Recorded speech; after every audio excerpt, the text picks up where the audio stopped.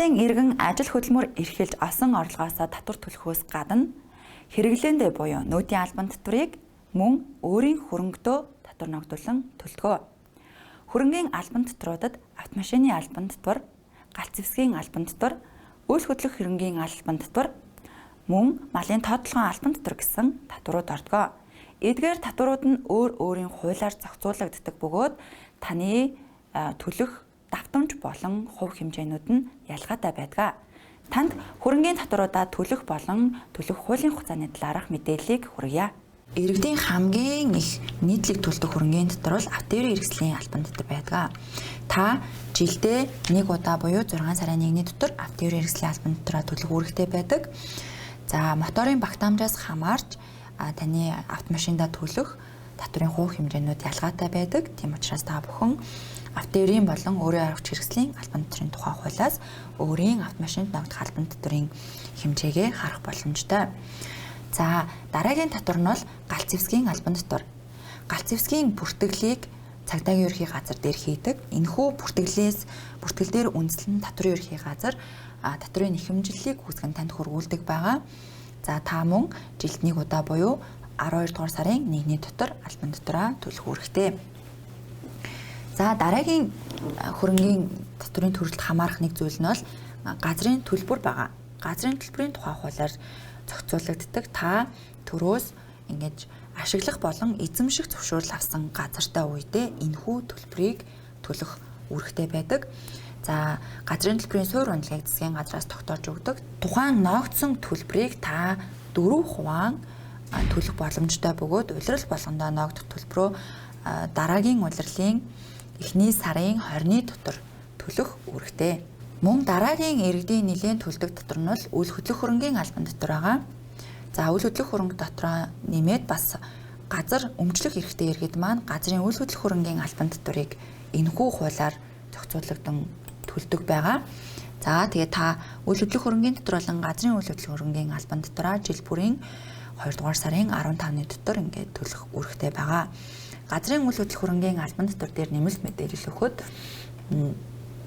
таны татварыг чөлөөлсөн байдаг. За би танд чөлөөлсөн хувь хэмжээг хэлье. Гэр бүлийн хэрэгцээний зориулалтаар иргэн дэмжлүүлсэн газрыг нийслэл 95%-аар хөнгөлдөг.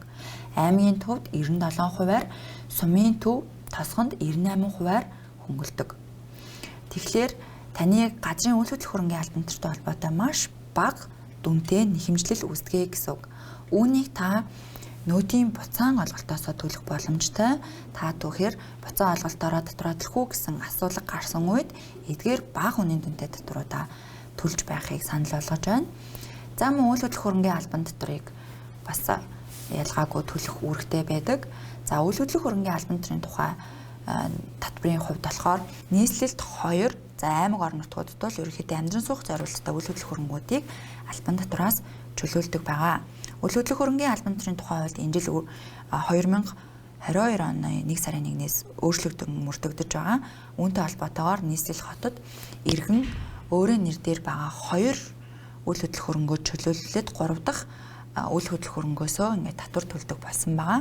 Тийм учраас та бүхэн одоо тухайн жил болгон татвараа төлөхдөө нөгөө 1 сарын 1-ээс эхлэн цахим татварын системдээ хандан айл үйл хөдлөх хөрөнгүүдэд чөлөөлөх вэ гэдэг асуулгадаа бас хамрагдаад одоо татвар төлөх үйл хөдлөх хөрөнгүүдэд сонгох нэ.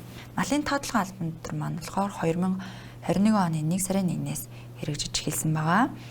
За энэхүү татварын хувь хэмжээг болохоор тухайн орон нутаг сум дүүрэг нь өөрөө тогтоодог байгаа. Иргэдийн төлөөлөгчдийн урлаас тэрхүү тогтоосон хувь хэмжээгээр та татвараа төлнө. Татвараа төлөхдөө жилдээ 2 тэнцүү буюу 7 дугаар сарын 15-нд эхнийхээгээ 12 дугаар сарын 15-ны дотор дараагийнхаа төлж болно. Малын тоотлогын албан татварын тухай хууль дээр та тайлан гарах үүрэгтэй байгаа. За энэхүү тайланг нь Монголын татварын албанаас маш хэлбэршүүлэн e-баримт аппликейшн руугаа ороод мэдээллээ хараад баталгаажуулаад илгээх боломжтой байдлаар зохицуулсан байгаа. Та эдгээр хөрөнгийн татваруудаа цахимаар төлөх боломжтой бөгөөд нэхэмжлэлийг e-tax имтацгийн орж шалгах буюу эсвэл таны e-баримт аппликейшнээр дамжиж ирсэн нэхэмжлэлийн дагуу интернет банкаа ашиглан төлж болно, мөнгө нэхэмжлэрээ банкнд очиж төлж болно. Эсвэл гэргээ киоск машинуудаар бас төлөх боломжтой байгаа. Та цахим үйлчилгээг сонгон хялбархан татвараа төлөөрэй. Хөрөнгийн татвар гэдэг нь татврын зохицуулах үүрэгтэй холбоотой татвар бөгөөд нийгмийн баялагийг дахин хуваарлах зохицуултын бодлогыг шингээсэн татварууд байдаг.